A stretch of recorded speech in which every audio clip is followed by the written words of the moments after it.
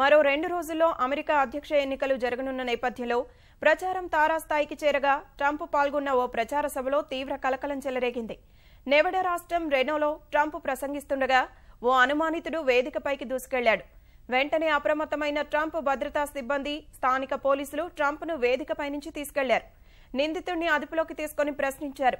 అతడి వద్ద తుపాకీ ఉన్నట్లు భావించినా తర్వాత ఆయుధాలేమీ లేవని గుర్తించినట్లు ప్రకటించిన స్థానిక మీడియా నిందితుడిని విడిచిపెట్టినట్లు ప్రకటించింది. కాగా కొద్ది నిమిషాల అనంతరమే మళ్లీ వేదికపైకి వచ్చిన ట్రంప్ భద్రతా సిబ్బందిని అభినందించారు. మద్దతుదారులను ఉద్దేశించి ఇక మనల్ని ఎవరూ ఆపలేరంటూ వ్యాఖ్యానించిన ట్రంప్ తన ప్రత్యర్థి హిల్లరీ క్లింటన్పై తీవ్ర విమర్శలు చేశారు. ఈమెయిళ్ల కుంభకోణంపై FBI విచారణ జరుపుతున్న నేపథ్యంలో అధ్యక్ష పదవికి పోటీ చేసే అర్హత హిల్లరీకి లేదని విమర్శించారు. హిల్లరీ సభలకు జనం రాకపోవడం వల్లే బరాక్ ఒబామాతో పూర్తి స్థాయిలో ప్రచారం చేస్తున్నారని ఆరోపించిన ట్రంప్ అధ్యక్ష ఎన్నికల్లో విజయం ఖచ్చితంగా తనదేనని ప్రకటించారు.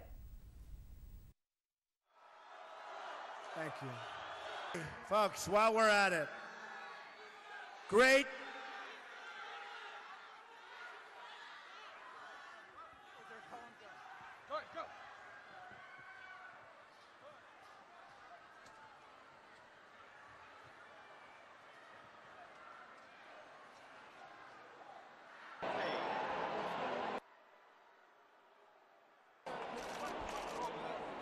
Mr. Trump, we love you!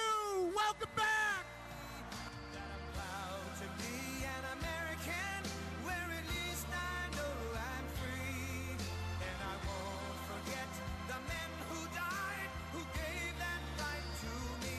And I gladly stand up next to you and defend her still today. 'Cause there ain't no doubt. Thank you very much.